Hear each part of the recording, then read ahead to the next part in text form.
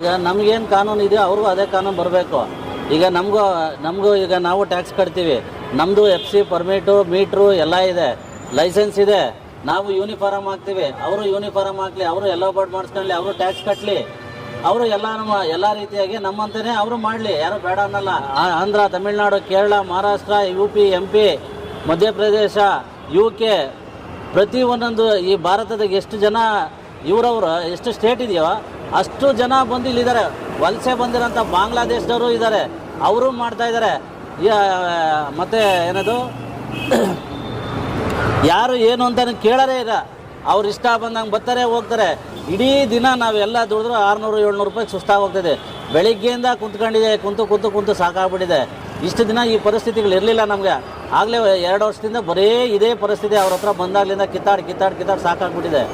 ಯಾರ ಹತ್ರನೂ ಕೇಳಿದ್ರೆ ಎಲ್ಲರೂ ಹೇಳ್ತಾರೆ ಇವತ್ತು ನಿಲ್ಲಿಸ್ತೀವಿ ಅಂತಂದ್ರು. ಯಾರೂ ನಿಲ್ಲಿಸಲೇ ಇಲ್ಲ ಅದನ್ನು. ಈ ಕೋರ್ಟ್ ಈ ಥರ ಕೊಟ್ಟಿದೆಯಲ್ಲ, ಇನ್ನೂ ಅವ್ರಿಗೆ ಪರ್ಮಿಷನ್ನೇ ಬಂದಿಲ್ಲ. ಪೊಲೀಸ್ನವ್ರು ಏನು ಕಣ್ಣು ಮುಚ್ಕೊಂಡು ಕುಂತಿದ್ದಾರಾ? ಇಲ್ಲಿ ನಿಲ್ಲಿಸ್ಕೊಂಡ್ರೆ ನಮ್ಮನ್ನು ಫೋಟೋ ಹೊಡಿತಾರೆ. ಅವ್ರು ರಾಜಾರೋಷಕ್ಕೆ ಬರ್ತಾರೆ, ಅಲ್ಲಿ ಹಾಕ್ತಾರೆ, ಅಲ್ಲಿ ಹಾಕಿ ಅಲ್ಲೇ ಹತ್ತಿಸ್ಕೊಂಡು ಹೋಗ್ತಾರೆ. ಹೆಲ್ಮೆಟ್ ಇರಲಿ ಇಲ್ಲದೇ ಇರಲಿ, ಅವ್ರ ಲೈಸೆನ್ಸ್ ಇರಲಿ ಇಲ್ಲದೇ ಇರಲಿ ಅವ್ರು ಕೇಳಲ್ಲ. ನಮ್ಮನ್ನು ಕೇಳ್ತಾರೆ, ಹೋಗ್ತಾ ಇರ್ತಾರೆ. ನಮ್ಮನ್ನು ಕೇಳ್ತಾರೆ, ನಮ್ದು ಏನೇ ಇದ್ರೂ ಫೋಟೋ ಹೊಡಿತಾರೆ, ಹಾಕ್ತಾರೆ, ಇದನ್ನು ಮಾಡ್ತಾರೆ. ಓಕೆ, ಈಗ ಕೋರ್ಟ್ ಹೇಳಿರೋದು ಒಂದು ಕಾಯ್ದೆ ತನ್ನಿ ಅಂತ. ಹೌದು. ಇನ್ನು ಬೈಕ್ ಟ್ಯಾಕ್ಸಿ ಓಡಿಸಕ್ಕೆ ಎಲ್ಲೂ ಪರ್ಮಿಷನ್ ಕೊಟ್ಟಿಲ್ಲ. ಆದ್ರೆ ಸರ್ಕಾರ ಕಣ್ಮುಚ್ಕೊಂಡು ಕುಂತಿದೆಯಲ್ಲ, ಮಾತಾಡ್ತಿಲ್ವಲ್ಲ ಸರ್ಕಾರದವರು. ಈಗ ಹೋಮ್ ಮಿನಿಸ್ಟರ್ ಆಗಲಿ, ಇವರು ಸಾರಿಗೆ ಸಚಿವರಾಗಲಿ ಮಾತಾಡಬೇಕು. ಗಾಡಿಗೆ ಹಿಡೀರಪ್ಪ, ಪೊಲೀಸ್ನವ್ರಿಗೆ ಹೇಳ್ಬೇಕು, RTOದವ್ರಿಗೆ ಹೇಳ್ಬೇಕು.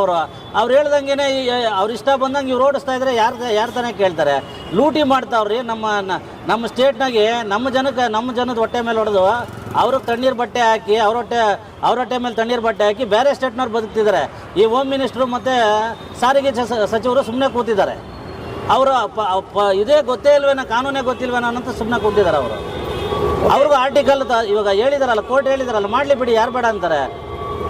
ಯೂನಿಫಾರ್ಮ್ ಹಾಕ್ಲಿ, ಟ್ಯಾಕ್ಸ್ ಕಟ್ಟಲಿ, ಎಲ್ಲ ಮಾಡಿಕೊಡ್ಲಿ, ಓಡಿಸ್ಲಿ, ಪಬ್ಲಿಕ್ಕಾಗಿ ಓಡಿಸ್ಲಿ, ಯಾರು ಬೇಡ ಅಂತಾರೆ? ಇಲ್ಲಿಗಲಾಗಿ ಓಡಿಸ್ತಾವ್ರೆ, ಅವ್ರನ್ನೇನು ಮಾಡ್ತಾ ಇಲ್ಲ. ಲೀಗಲಾಗಿ ಓಡ್ಸೋಕೆ ಹೇಳ್ರಿ. ಇವಾಗ ಲೀಗಲಾಗಿ ಕೋರ್ಟ್ ಪರ್ಮಿಷನ್ ಕೊಟ್ಟಿದೆ ಅಂದರೆ ಮಾಡಲಿ ಬಿಡಿ, ಯಾರು ಬೇಡ ಅಂತಾರೆ? ಕೇಳ್ರಿ, ಇವಾಗ ಲೀಗಲಾಗಿ ಕೋರ್ಟ್ ಪರ್ಮಿಷನ್ ಕೊಟ್ಟಿದೆ ಅಂದರೆ ಮಾಡಲಿ ಬಿಡಿ, ಯಾರು ಬೇಡ ಅಂತಾರೆ? ಈಗ ರ್ಯಾಪಿಡೋದವರಿಗೆ, ಈಗ ನೀವು ರ್ಯಾಪಿಡೋದಲ್ಲೇ ಓಡಿಸ್ತಿದ್ರಿ, ಆಟೋನೂ ಇರುತ್ತೆ, ಕ್ಯಾಬು ಇರುತ್ತೆ. ಹೌದು. ಈಗ ಬೈಕ್ ಮೇಲೆ ನಾವೇ ಬೆಳೆಸಿದ್ದು ಅವರಿಗೆ ಬೈಕ್ ಮೇಲೆ ಯಾಕೆ ಒಲವು ಜಾಸ್ತಿ ಅಂತ ಸರ್? ಈಗ ನಾನು ಸಿಂಪಲಾಗಿ ಹೇಳ್ತೀನಿ ನಿಮಗೆ. ಒಂದು ಆಟೋದವನ ಹತ್ರ ಡೈಲಿ 20 ರೂಪಾಯಿ ಕಲೆಕ್ಷನ್ ಮಾಡ್ತಾನೆ, ಡೈಲಿ 20 ರೂಪಾಯಿ. ಅದೇ ಥರ ಆ ಬೈಕ್ ನನ್ನ ಹತ್ರ 20 ರೂಪಾಯಿ ಮಾಡ್ತಾನೆ. ಬೆಂಗಳೂರಲ್ಲಿ ಸುಮಾರು 3 ಲಕ್ಷ ಬೈಕ್ ಇದಾವೆ ಅಂದ್ಕೊಳ್ಳಿ. 3 ಲಕ್ಷ ಬೈಕಿಗೆ 20 ರೂಪಾಯಿ ಅಂದರೆ ಎಷ್ಟಾಗುತ್ತೆ ಕಲೆಕ್ಷನ್ನು ಪರ್ ಡೇ? ಒಂದು ಬೈಕಿಗೆ 20 ರೂಪಾಯಿ ಅಂತಂದರೆ ಎಷ್ಟಾಗುತ್ತೆ ಅವನ ಕಲೆಕ್ಷನ್ನು? ಅದರಲ್ಲಿ ಕಮಿಷನ್ ಜಾಸ್ತಿ ಬರುತ್ತೆ ಅಂತ. ಕಮಿಷನ್ ಜಾಸ್ತಿ ಬರುತ್ತೆ. ಅವನು 3 ಲಕ್ಷ ಬೈಕಿಗೆ 20 ರೂಪಾಯಿ ಅಂತ ಕಲೆಕ್ಷನ್ ಮಾಡಿದ್ರೆ ಅವನು ಯಾರನ್ನು ಬೇಕಾದ್ರೂ ಕೊಂಡ್ಕೊಂತಾನೆ. ಅವನು ಆ ಥರ ಇದೆ. ಇದಕ್ಕೆ ಇವರು ಸುಮ್ಮನೆ ಕೂತ್ಕೊಂಡಿದ್ದಾರೆ, ಕಣ್ಣು ಮುಚ್ಕೊಂಡು ಕೂತಿದ್ದಾರೆ. ನಮ್ಮ ಹೊಟ್ಟೆಗಳ ಮೇಲೆ ಹೊಡೆದು ಸುಮ್ಮನೆ ಅವ್ರೇನೋ ನಂಗೆ ಗೊತ್ತೇ ಇಲ್ವೇನೋ, ನಮ್ಮ ಕಾನೂನೇ ಗೊತ್ತಿಲ್ವೇನೋ ಅಂತ ಸುಮ್ಮನೆ ಇದ್ದಾರೆ ಅಷ್ಟೇ. ಅವರು ಈ RTOದ್ರ ಹತ್ರಕ್ಕೆ ಹೋಗಿ ಕೇಳ್ತೀರಾ? RTOದ್ರು ಅಷ್ಟೇ, ನಾವೇನೋ ಇದನ್ನು ಹಾಕಿದರೆ ಹಿಂದೆಗಡೆ ಸ್ಟಿಕ್ಕರ್ ಇದ್ದರೆ ಇವರು ಇದನ್ನು ಅನೌನ್ಸ್ ಮಾಡ್ತಿದ್ದಾರೆ ಅಂತ ಹೇಳಿ ಹಾಕ್ತಾರೆ. BTS ಬಸ್ಸಲ್ಲಿ ಅಷ್ಟು ಇದನ್ನು ಹಾಕ್ಕೊಂಡು ಓಡಾಡ್ತಿರ್ತಾರೆ. ಅವ್ರನ್ನ ಕೇಳಲ್ಲ. ನಾವು ಸಿಗ್ನಲ್ ಜಂಪ್ ಮಾಡಿದ್ರೆ ನಮ್ಮನ್ನು ಕೇಳಿ ಹಿಡಿದು ಪೊಲೀಸ್ನವ್ರು ಕೇಳ್ತಾರೆ. BTSನವರು ಸಿಗ್ನಲ್ ಜಂಪ್ ಮಾಡ್ಕೊಂಡು ಹೋಗ್ತಾರೆ, KSRTC ಜಂಪ್ ಮಾಡ್ಕೊಂಡು. ಅವ್ರನ್ನೆಲ್ಲ ಯಾಕೆ ಕೇಳಲ್ಲ ಇವರು?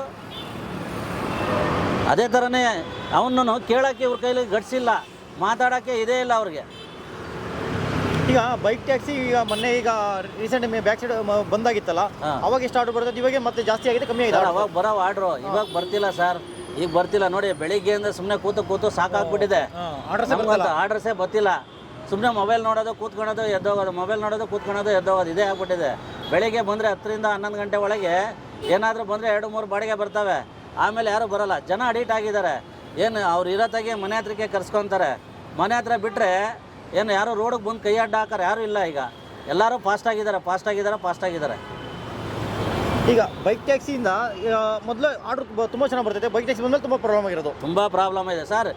ಮುಂಚೆ ಇತ್ತು ಸರ್, ಇವಾಗ ಯಾರೂ ಇಲ್ಲ ಆ ಥರ. ಮುಂಚೆ ಇತ್ತು, ತುಂಬ ಆರ್ಡರ್ಗಳು ಬರೋವು ಈ 2 ವರ್ಷದ ಹಿಂದೆ.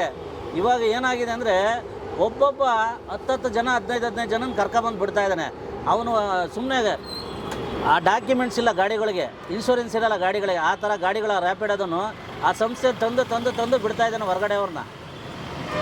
ಈ ಕೆಲವ್ರು ಏನು ಮಾಡ್ತಾರೆ, ಗಾಡಿ ಬುಕ್ಕಿಂಗ್ ಆಗಿರುತ್ತೆ ಒಂದು, ಬರೋದ್ರಲ್ಲೇ ಮತ್ತೊಂದು. ನೆನ್ನೆ ಒಂದೆರಡು ಪಬ್ಲಿಕಲ್ಲಿ ಹಿಡಿದಾಗ ಹಾಗೆ ಆಗಿತ್ತು ಸರ್. ಹುಡುಗರಿಗೆ ಈಗ ನೋಡಿ ರಿಟೈರ್ಡ್ ಆದವ್ರು ಬರ್ತಾ ಇದ್ದಾರೆ, ಮನೆ ಕೂತ್ಕೊಂಡಿರೋ ಕಾಲೇಜ್ ಹುಡುಗ ಬರ್ತಾ ಇದ್ದಾನೆ, ಮತ್ತು ಕೆಲ್ಸಕ್ಕೆ ಹೋಗೋನು ಬರ್ತಾ ಇದ್ದಾನೆ, ಗೌರ್ಮೆಂಟ್ ಎಂಪ್ಲಾಯ್ ಮಾಡ್ತಾಯಿದ್ದಾರೆ, ಇವರು ಏನದು ಹೋಮ್ ಗಾರ್ಡ್ಸ್ಗಳು ಮಾಡ್ತಾಯಿದ್ದಾರೆ, ಲಾಯರ್ಗಳು ಮಾಡ್ತಾಯಿದ್ದಾರೆ, ಈ ಇದಕ್ಕೆ ಹೋಗ್ತಾರೆ ನೋಡಿ, ಅದು ಆಸ್ಪತ್ರೆಗಳಿಗೆ ಕಾಂಪೌಂಡರ್ ಕೆಲಸ ಅವರು ಮಾಡ್ತಾಯಿದ್ದಾರೆ. ಸುಮಾರು ಜನ ಸಿಗ್ತಾರೆ ಹುಡುಕೊಂಬಂದರೆ. ಬೇಕಾದಷ್ಟು ಬೆಳಿಗ್ಗೆ ಹೊತ್ತು ಬನ್ನಿ, ಸಂಜೆ ಹೊತ್ತು ಬನ್ನಿ, ಹೋಗ್ತಾ ಮಾಡ್ಕೊಂಡೇ ಹೋಗ್ತಾರೆ.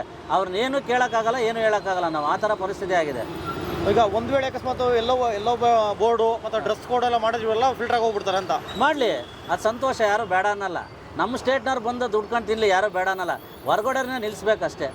ಈಗ ನಿಮ್ಗೆ ಆಟೋದಾದ್ರೆ ಇಷ್ಟು ಕಿಲೋಮೀಟರ್ ತನಕ ನೀವು ಬಾಡಿ ಹೋಗ್ಬೇಕು ಅಂತ ಇದೆ. ಈಗ ಬೈಕರ್ಗೆ ಆ ಥರ ಏನಿಲ್ವಲ್ಲ. ಅವ್ರಿಗೂ ಮಾಡ್ತಾರೆ, ಅವ್ರಿಗೂ ಮಾಡಬೇಕು. ನಮಗೇನು ರೂಲ್ಸ್ ಇದೆ ಅವ್ರಿಗೂ ಅದೇ ಬರಬೇಕು ಸರ್. ಮೋಟಾರ್ ಕಾಯ್ದೆ ಅಂತಂದ್ರೆ ಅದೇ ಬರಬೇಕು. ಹೊರಗಡೆ ಬೇರೆ ಯಾವುದು ಬರೋಂಗಿಲ್ವಲ್ಲ ಅವ್ರಿಗೆ. ಇವಾಗ ನಾವು ಇಲ್ಲಿಂದ ನೆಲಮಂಗಲ ಬಾರ್ಡರ್ ದಾಟಕ್ಕಾಗಲ್ಲ. ನೆಲಮಂಗಲ ಬಾರ್ಡರ್ಗೆ ಹೋದ್ರೆ ಪೊಲೀಸ್ನವರು ಅವರು ಇವರೇ ಅಲ್ಲ, ಟ್ರಾಫಿಕ್ನವರೇ ಅಲ್ಲ, ಅವ್ರು ಬಂದು ಹಿಡಿತಾರೆ. ನಿಮ್ದು ಏನೈತೆ ಬಾರ್ಡರ್ ಅಲ್ಲೇ ಇರಬೇಕು, ಯಾಕೆ ಈ ಕಡೆಗೆ ಬಂದೆ ಅಂತ ಅವ್ರು 100 ರೂಪಾಯಿ ಕೇಳ್ತಾರೆ ಹೊರಗಡೆ ಹೋಗ್ಬೇಕಂದ್ರೆ. ಬಟ್ ಈಗ ಬೈಕರ್ಗೂ ಅದೇ ಥರ ಒಂದು ಏರಿಯಾ ಝೋನ್ ಮಾಡಬೇಕಾ ಅಂತ ನಿಮ್ಮ ಪ್ರಕಾರ? ಏರಿಯಾ ಝೋನ್ ಮಾಡಬೇಕಾ ಇಲ್ಲ ಬೆಂಗಳೂರು ಆಲ್ ಓವರ್ ಬೆಂಗಳೂರು ಮಾಡಬೇಕಾ? ಹೇಳಿದ್ರೆ ಇದು ಹೋಗ್ತಾ ತುಂಬ ಈಗ ಆಟೋಗಳು ಹೆಚ್ಕೊಂಡಿದ್ದಾವೆ ಅಂತ ಹೇಳ್ತಾರೆ. ಅದೇ ಥರನೇ ಬೈಕ್ಗಳು ಹೆಚ್ಕೊಂಡ್ರೆ ಬೆಂಗಳೂರು ಟ್ರಾಫಿಕ್ ಈಗಲೇ ವರ್ಡಲ್ಲೇ 2ನೇ ಪ್ಲೇಸಲ್ಲಿದೆ. ಮೆಕ್ಸಿಕೋ ಆದಮೇಲೆ ಬೆಂಗಳೂರೇ ಇರೋದು ವರ್ಡಲ್ಲಿ. ಅದೇ ಥರನೇ ಇನ್ನೂ ಜಾಸ್ತಿ ಆದರೆ ಇವಾಗ ಏನಾಗುತ್ತೆ ಅಂದರೆ, ಇವ್ರು ಪರ್ಮಿಷನ್ ಕೊಟ್ಟವ್ರಂದರೆ ಮನೆ ಕುಂತಿರೋರು ಇಲ್ಲದೇ ಇರೋರು ಎಲ್ಲರೂ ಬರ್ತಾರೆ ಸಿಂಗಲ್ ಓಡಾಡೋಕ್ಕೆ. ಆಗೋವಂಥ ರೇಪ್ಗಳಾಗ್ತವೆ, ಅನಾಚಾರ ತುಂಬ ಸರಿ ನೀವು ನೋಡಿರ್ತೀರ. ಹೋಗ್ತಾ ಬರ್ತಾ ರೇಪ್ಗಳಾಗಿರೋವು, ಕಿತ್ಕೊಂಡು ಹೋಗಿರೋವು, ಆಕ್ಸಿಡೆಂಟ್ ಆಗಿರೋವು, ಬಿದ್ದಿರೋವು, ಒನ್ ವೇಲ್ ಬರ್ತಾರೆ, ಫುಟ್ಪಾತ್ ಮೇಲೆ ಹೋಗ್ತಾರೆ. ಅವನ್ನೆಲ್ಲ ಯಾರು ಕೇಳ್ತಾರೆ? ಈಗ ಕಾಯ್ದೆ ಮಾಡೋಕ್ಕೆ ಗೌರ್ಮೆಂಟಿಗೆ ಆಲ್ರೆಡಿ ಕೋರ್ಟ್ ಸೂಚನೆ ಮಾಡಿದೆ. ಒಂದು ವೇಳೆ ವೈಟ್ ಬೋರ್ಡಲ್ಲೇ ಬಿಟ್ಟರೆ ಮುಂದಿನ ನಿಮ್ಮ ನಡೆ ಹೇಗಿರುತ್ತೆ? ನಿಮ್ಮ ಸಂಘಟನೆ ನಾವು ಸ್ಟ್ರೈಕ್ ಮಾಡ್ತೀವಿ ಸರ್, ನಾವು ಬಿಡಲ್ಲ. ಉಗ್ರ ಹೋರಾಟಕ್ಕೆ ನಾವು ರೆಡಿ ಇದ್ದೀವಿ. ಎಲ್ಲ ಇದರಲ್ಲೂ ಮಾತಾಡ್ತಾನೆ ಇದ್ದಾರೆ ನಮ್ಮವರು, ದೊಡ್ಡವ್ರು ಮಾತಾಡ್ತಾ ಇದ್ದಾರೆ. ಮಾತಾಡಲಿ, ನಾವಂತೂ ಸ್ಟ್ರೈಕ್ ಮಾಡೋದಂತೂ ಗ್ಯಾರಂಟಿನೇ. ಅದನ್ನು ನಿಲ್ಲಿಸ್ಬೇಕು ಅಂತ ನಾವು.